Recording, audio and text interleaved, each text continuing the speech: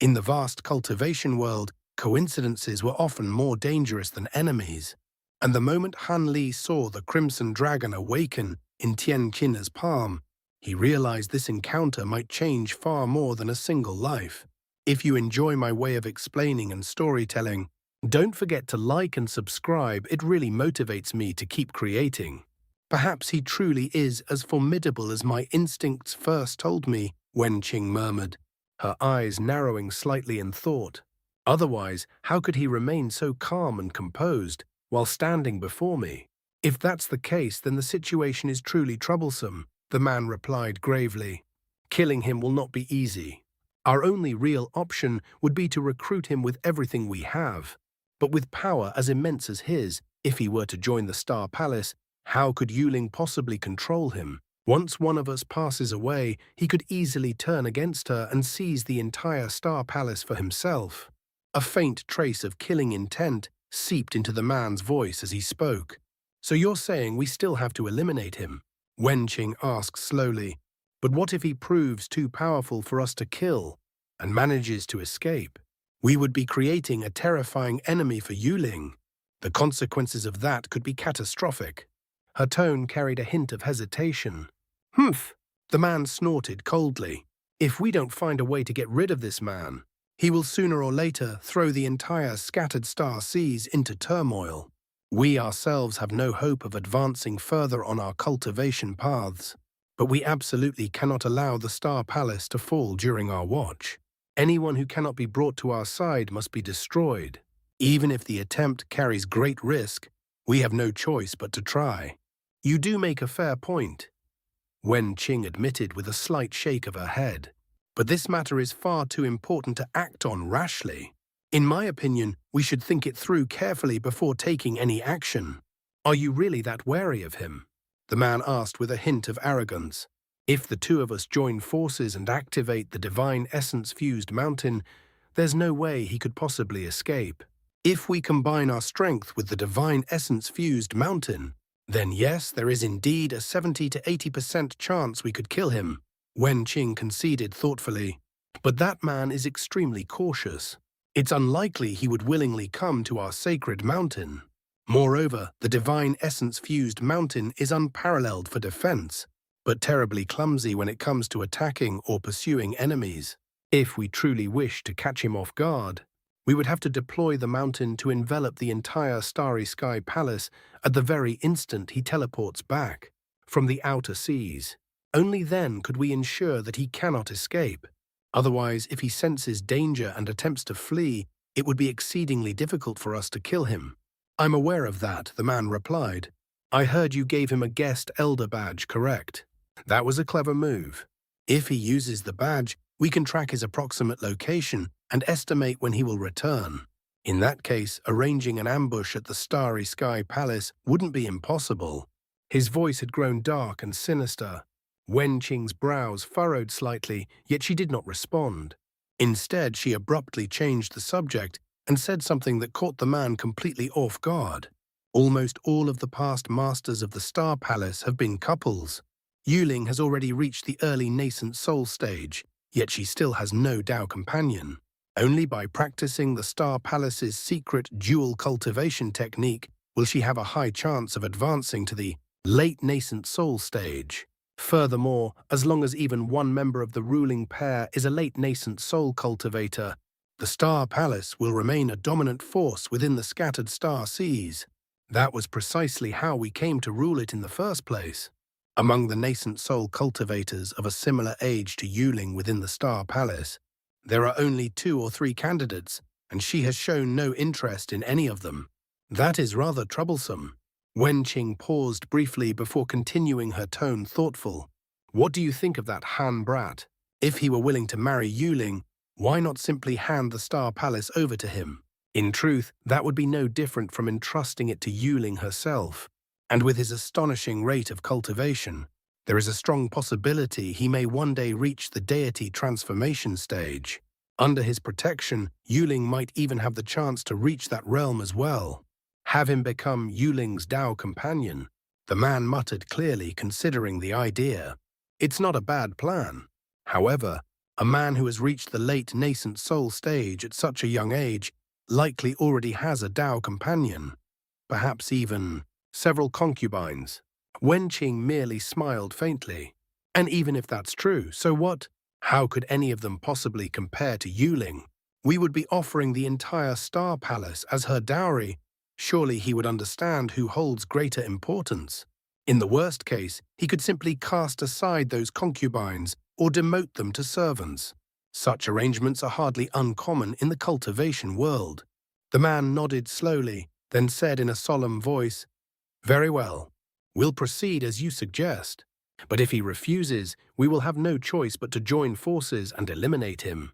A strange glint flickered in Wen Qing's eyes as a cold smile spread across her lips. "Even if he refuses, he won't be able to harm us. I have a plan, one that will make him become his own worst enemy. When the time comes, he will destroy himself little by little, and he won't even be able to think about threatening the Star Palace." "How do you intend to accomplish that?" the man asked, clearly startled. "Just make sure it doesn't backfire on us." A man capable of reaching the late nascent soul stage will not be easily deceived. Wenqing chuckled softly. Her lips moved slightly, yet no sound emerged. She transmitted her words directly to him through voice transmission. "You want to do that?" "No, I absolutely refuse to agree to this." The man's expression changed abruptly after listening for only a moment, shock flashing across his face before it darkened with anger. But Wenqing ignored his reaction and continued transmitting her message calmly. Gradually, as he listened longer, the anger in his expression began to fade. When she finally finished, the man fell silent, his eyes narrowing as he sank into deep contemplation. Wenqing waited patiently, smiling faintly as she observed him. After a long while, determination hardened in the man's gaze. "Very well," he said at last.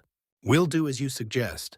If this plan fails, then we'll resort to other methods. In any case, we must eliminate the archsent of the Six Paths Wan Sangu and any others who might threaten the Star Palace. Only then can we safely pass the Star Palace on to Yuling." "Of course," Wenqing replied calmly.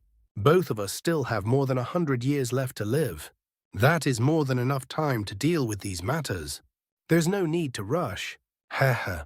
As long as he wishes to reach the deity transformation stage, there is no way he won't fall into this trap.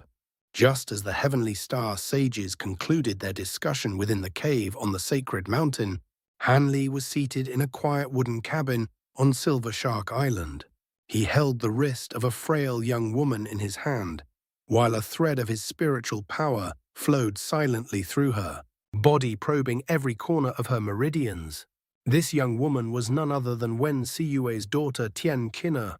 She sat cross-legged on the wooden bed, her face slightly flushed as she raised her slender arm for Han Li's examination.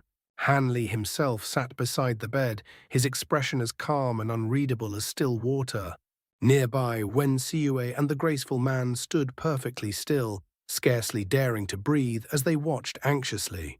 Outside the cabin, their 4 Foundation establishment disciples stood guard, ensuring that no one would disturb the delicate process. At last, Han Li released Tian Qin'er's wrist and spoke. "The situation is indeed somewhat troublesome. This poison continuously devours the spiritual power within her body while racing unpredictably through her meridians. It's no wonder the two of you have been unable to deal with it." He paused before continuing. "You must have fed her a great deal of medicinal pills, haven't you? Otherwise she would have died long ago. Unfortunately, pills can only provide a temporary reprieve. The spiritual power they supply merely fuels the poison further. If this continues, she will be dead within 3 months." The couple were stunned. The graceful man's voice trembled as he asked Senior Han, "Even you cannot eradicate this poison?" Han Li shot him a cold glance. "I said the situation was troublesome. When did I ever say I couldn't cure it?" The man's face immediately turned pale. "My apologies for my rudeness. Please forgive me, Senior." Cold sweat instantly broke out across his forehead as he realized his mistake. Han Li said nothing more. Instead, he turned his gaze toward the young woman on the bed, and a faint trace of surprise flickered in his eyes. Ever since entering the room, Tian Qin'er had remained completely silent. Aside from the slight flush on her cheeks when he first grasped her wrist, she had displayed remarkable composure. This was not the reaction one would expect from an ordinary person. Even many cultivators could not face the possibility of life and death with such indifference. Yet what surprised Han Li even more was the strange sense of familiarity that stirred within him whenever he looked at her. The feeling was elusive, both familiar and foreign, at the same time making him wonder whether it was merely his imagination. If he had not recently advanced to the late nascent soul stage, greatly sharpening the sensitivity of his spiritual sense, he likely would never have noticed it at all. As for the poison afflicting the girl curing, it would be trivial for him. Han Li fell into silent contemplation as he studied the young woman before him. Wen Siyue and her Dao companion were also puzzled by his reaction, but they merely exchanged glances and dared not interrupt him. Suddenly Han Li shuddered slightly as a thought flashed through his mind. A strange expression appeared in his eyes as he looked at Tian Qin'er again. "Are you skilled in formation spells?" he asked abruptly. The question left everyone stunned. Tian Qin'er stared at him in surprise. Wen Siyue and her Dao companion were equally astonished. "Senior Han, how did you know that my daughter is proficient in formation spells?" Wen Siyue asked involuntarily. Han Li composed himself quickly. "I once knew someone who was also quite skilled in formation spells," he replied calmly. "Your daughter reminds me of her somewhat." At that moment, a slender, graceful figure surfaced in his mind. Xinruyin, the fiery woman he had met countless years ago. Their appearances were entirely different, yet their temperaments were astonishingly alike. Could it truly be nothing more than coincidence? For some reason, Han Li felt an inexplicable premonition that it was not. A flash of light glimmered in his eyes. Without warning, he grasped Tian Qin'er's hand again and turned it over, revealing her palm. At the center of it was a tiny red birthmark, bright and vivid, like a drop of fresh blood. "Impossible!" Han Li exclaimed in shock. Han Li's sudden outburst frightened Wen Siyue and her Dao companion so badly that their hearts nearly skipped a beat. Before either of them could even gather their thoughts to ask what had happened, a flash of light suddenly erupted from Han Li's fingertip as he pointed toward the red birthmark on the young woman's palm. A tiny sphere of azure light instantly sank into the mark. Though Wen Siyue and her Dao companion had no idea what Han Li was doing, they dared not interrupt him. Then an astonishing sight unfolded before their eyes. After the azure light disappeared, the red birthmark on Tian Qin'er's palm grew even more vivid in color. Slowly it began to stretch and twist, lengthening as if alive. Gradually the mark transformed into the shape of a crimson dragon coiled at the center of her palm. The dragon was astonishingly lifelike, its scales claws, and sinuous body so vivid that it seemed as though a living creature had been imprinted onto her skin. "I knew it," Han Li murmured softly to himself. He looked at Tian Qin'er once more, his gaze deepening as an even stranger expression appeared on his face. Wen Siyue's heart clenched painfully when she saw this, and she hurriedly asked, her voice trembling slightly, "Senior Han, is my daughter?" Han Li let out a slow breath before replying, "It's nothing to worry about. I've discovered the reason behind your daughter's strange condition. Earlier, I overheard you mention that she fell ill after being bitten by some unknown venomous insect, correct?" Wen Siyue nodded quickly. "That's right. Our daughter was indeed bitten by a venomous insect. My Dao companion and I even allowed ourselves to be bitten as well to investigate it. The venom was difficult to remove, but it certainly wasn't as severe as what our daughter is suffering from." Han Li pointed toward the crimson dragon pattern on Tian Qin'er's palm and chuckled faintly. "That's perfectly normal. The venom is nothing more than a red herring. It made you believe that it was the root of your daughter's illness, when in truth the real threat to her life is her dragon cry physique. She is a female cultivator possessing a special physique that normally appears only in men. Furthermore, the insect that bit her likely carried extremely potent yang-type venom. The combination of these two factors triggered the condition you see now. The venom merely served as a catalyst. Even without it, Her vitality would slowly fade, and she would not live beyond the age of 40. Dragon cry physique. That's impossible.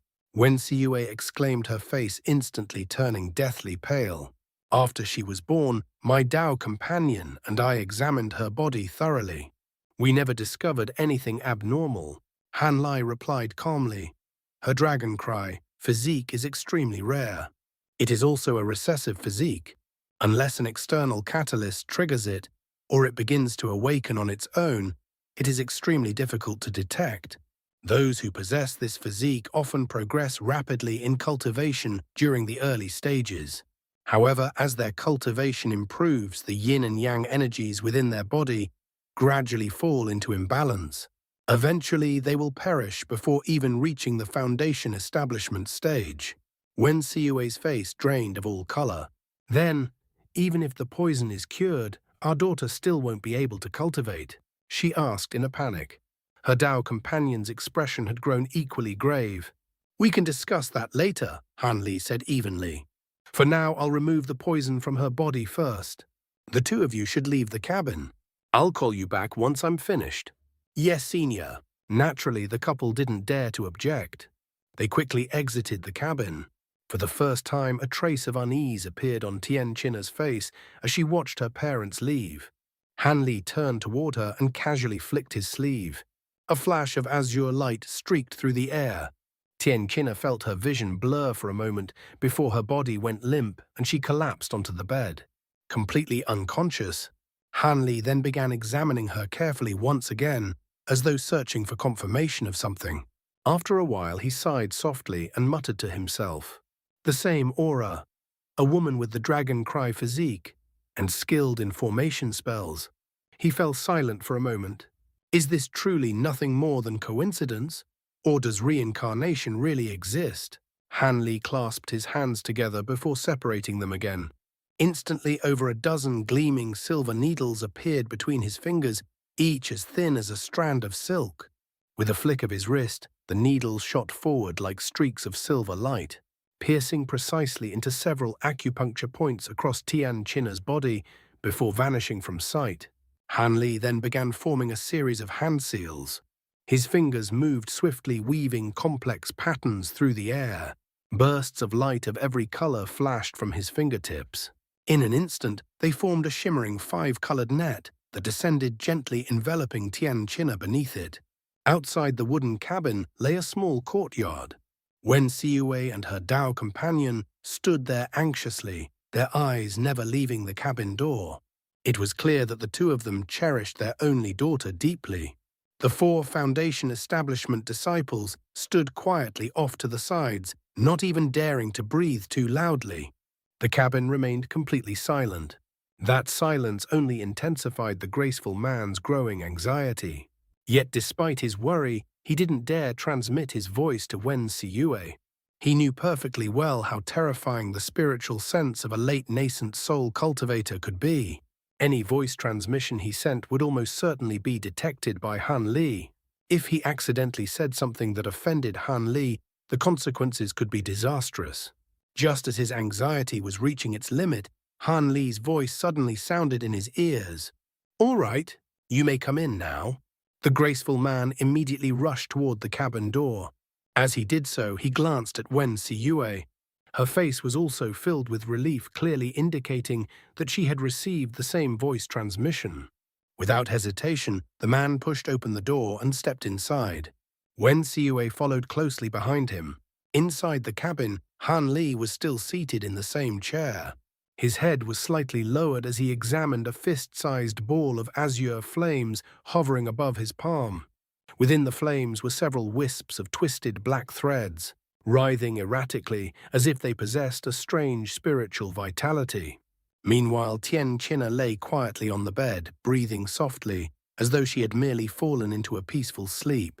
A faint, peculiar fragrance lingered in the air. "Senior Han, my daughter.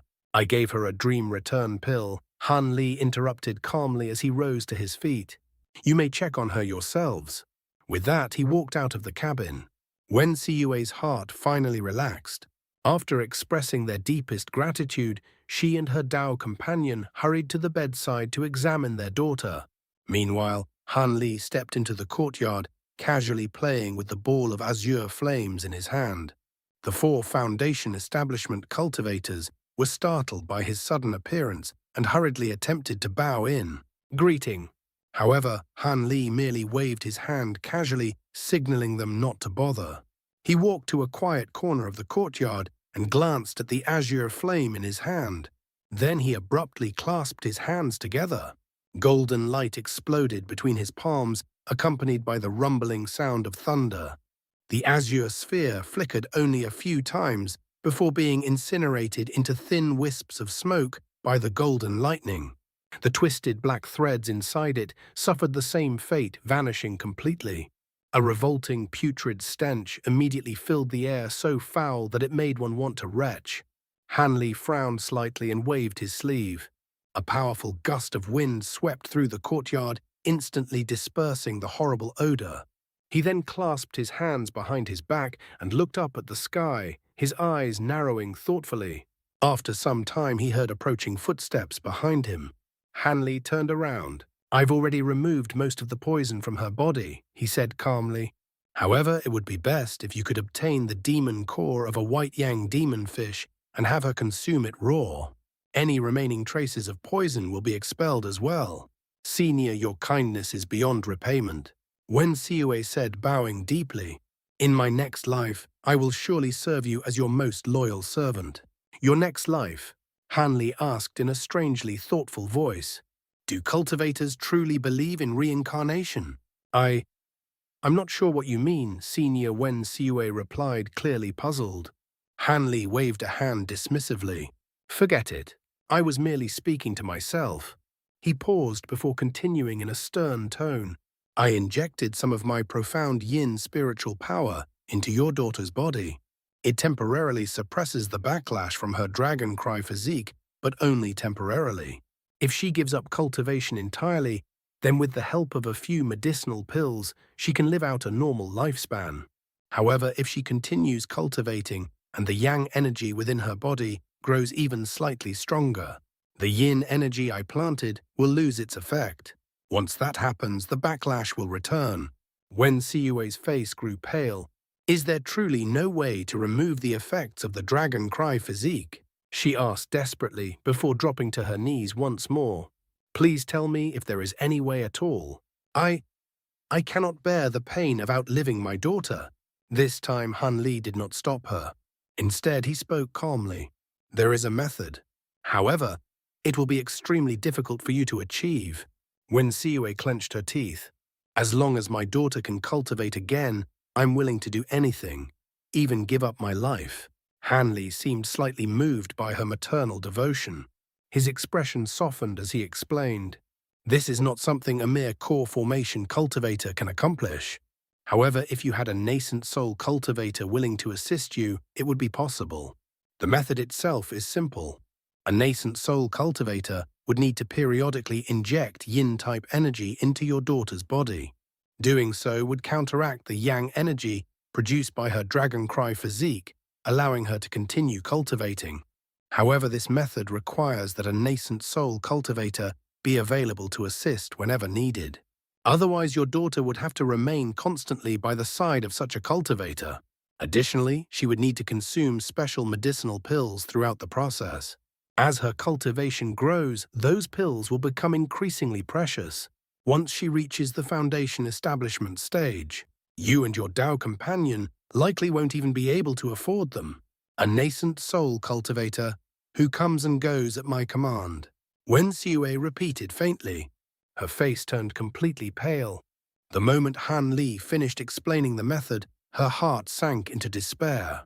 No matter how much she loved her daughter, she knew this was simply impossible.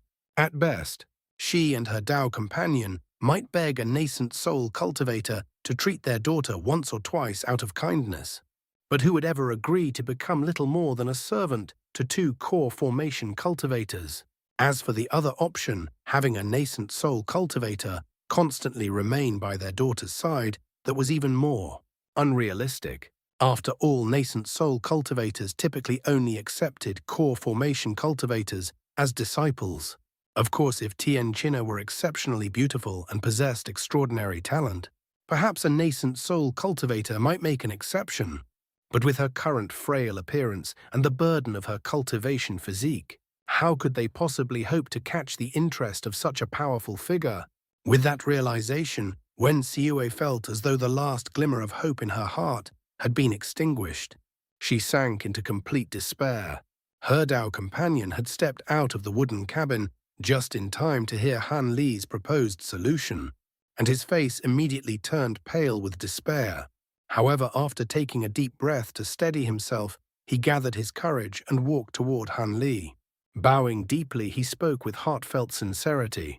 "We are not asking for much, senior. We only hope that our daughter may live a little longer. Even if she only manages to reach the foundation establishment stage, that would already be more than enough for us. Would it be possible for my Dao companion and me to combine our powers to suppress the backlash from Qin'er's yang energy just long enough for her to reach the foundation establishment stage?" Han Li glanced at him briefly before shaking his head. "With your current early core formation cultivation bases, that would be completely impossible. However, if both of you were to advance to the late core formation stage and were willing to sacrifice a portion of your cultivation base, you might be able to attempt it." At those words, even the man fell silent. The two of them had already wished to request Han Li's help, yet they did not dare to ask for anything more. After all, Han Li had already done far more for them than they had any right to expect. No matter how deeply they loved their daughter, they understood that pressing him further would be inappropriate. This was not a matter that could be resolved with a single act of assistance. The only real solution would be for Han Li to keep the young woman by his side indefinitely, and it was obvious that no high-level cultivator would willingly burden themselves with such responsibility. Yet to their astonishment, Han Li suddenly offered an alternative. His words were so unexpected that the couple almost believed they had misheard him. "I have a book on formation spells that I can give to your daughter," Han Li said calmly. "If the next time I see her she has mastered its contents to a satisfactory degree, then I may consider taking her under my wing. If that happens, I will naturally help her reach the foundation establishment stage and perhaps even the core formation stage. However, whether I take her in or not depends entirely on her ability to convince me." His gaze sharpened slightly as he continued. "Let me make one thing absolutely clear. This book is only for your daughter to read. If the two of you attempt to study its contents yourselves and then secretly teach her, I will see through it immediately, and when that happens, I will leave without another word." Han Li's voice was not loud, yet his words struck Wen Xiue and her Dao companion like thunder exploding in their hearts. "Senior Han, are you truly serious?" Wen Xiue asked, her voice filled with disbelief. A faint smile appeared on Han Li's face as he flicked his sleeve. A jade box flew out and slowly drifted toward the couple. The book inside is called Formation Spell Essentials. The formations recorded in it are not particularly complex, but they contain certain unique features. Those aspects will allow me to judge your daughter's aptitude in the art of formations. In truth, the Formation Spell Essentials book had been one of the manuals Xin Ruyan had given to him many years ago. Han Li felt that it was only fitting for Tian Qin'er to inherit it. When Xiue was overjoyed, she carefully received the jade box with trembling hands. "Thank you for your kindness, senior. Qin'er is quite talented when it comes to formation spells. She will certainly not disappoint you. May I ask, when will you meet her again?" Wen Xiue asked anxiously. "That's difficult to say," Han Li replied.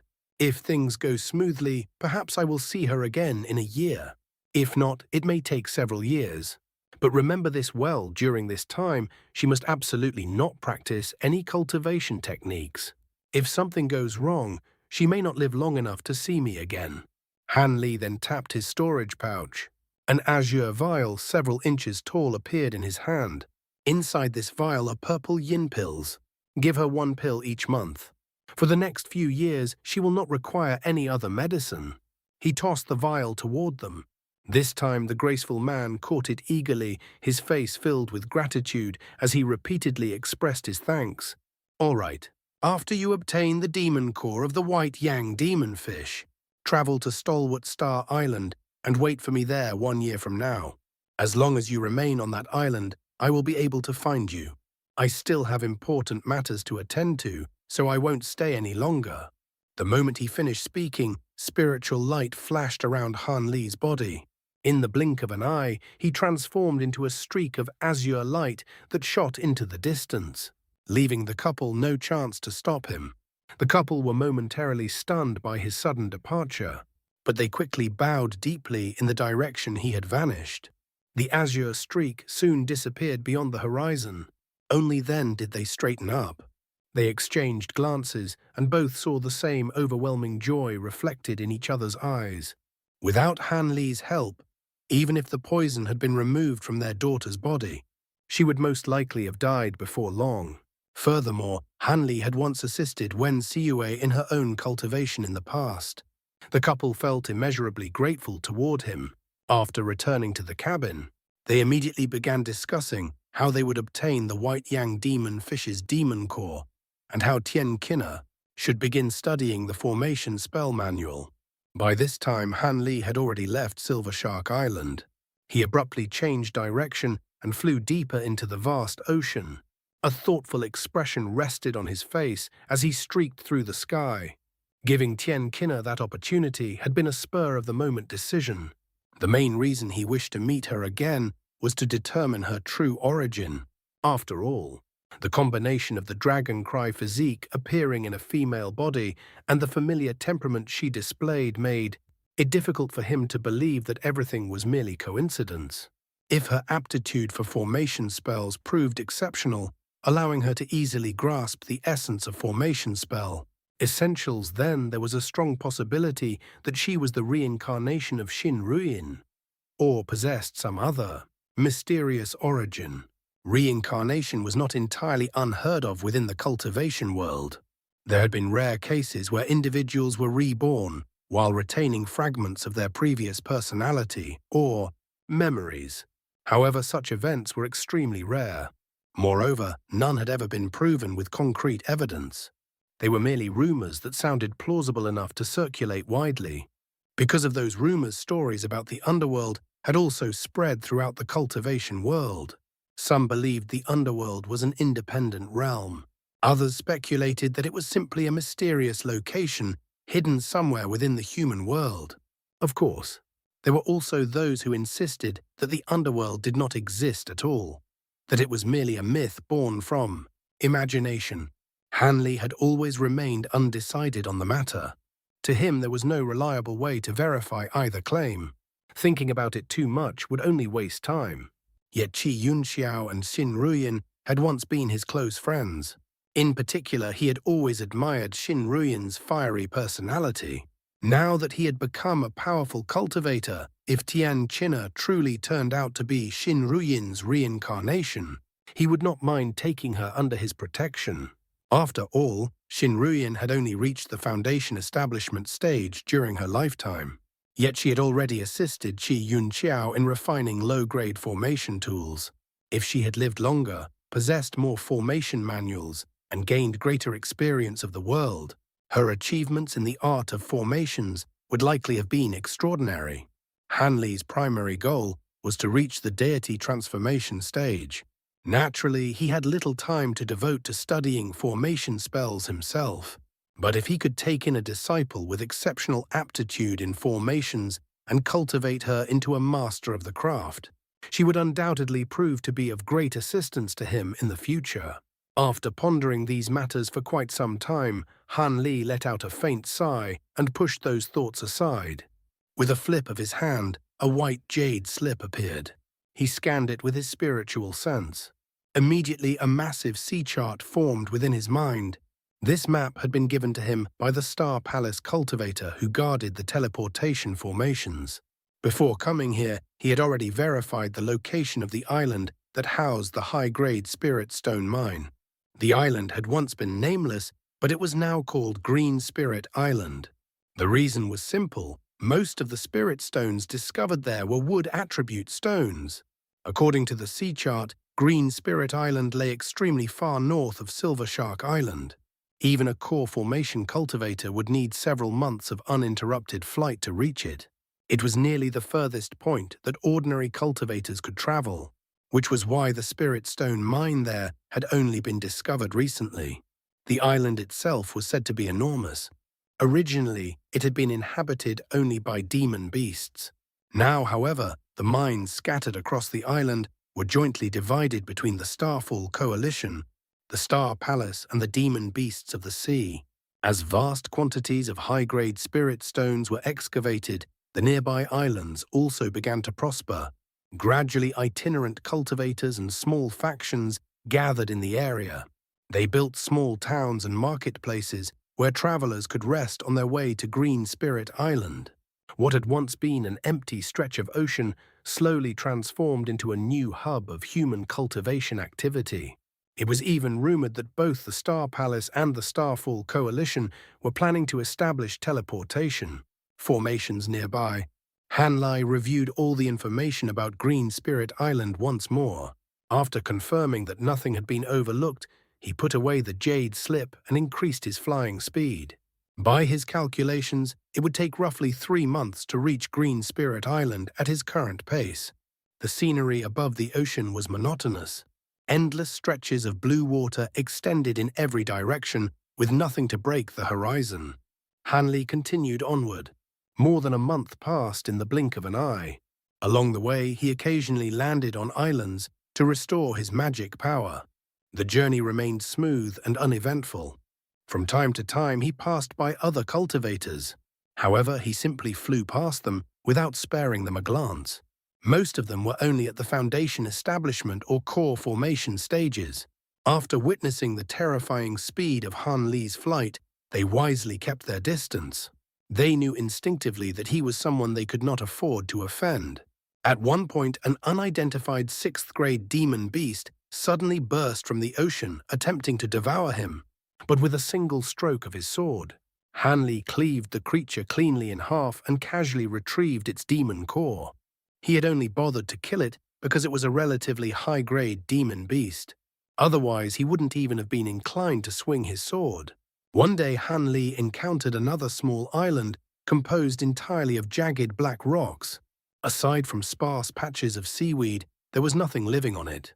Nevertheless, he descended without hesitation. He sat upon a flat rock, closed his eyes, and began to recover his energy. Half a day passed. The sky slowly darkened. The crimson sun dipped below the horizon, and the temperature in the air dropped sharply. But such changes meant nothing to Han Li. He simply summoned a thin layer of azure light to shield himself from the cold. At last, the final ray of sunlight vanished. The ocean was swallowed by complete darkness. And at that very moment, the entire small island beneath him suddenly began to tremble violently. A deafening roar erupted from the depths of the nearby ocean. The sound rumbled like muffled thunder, yet carried a strange tone somewhere between the bellow of a bull and the roar of a tiger.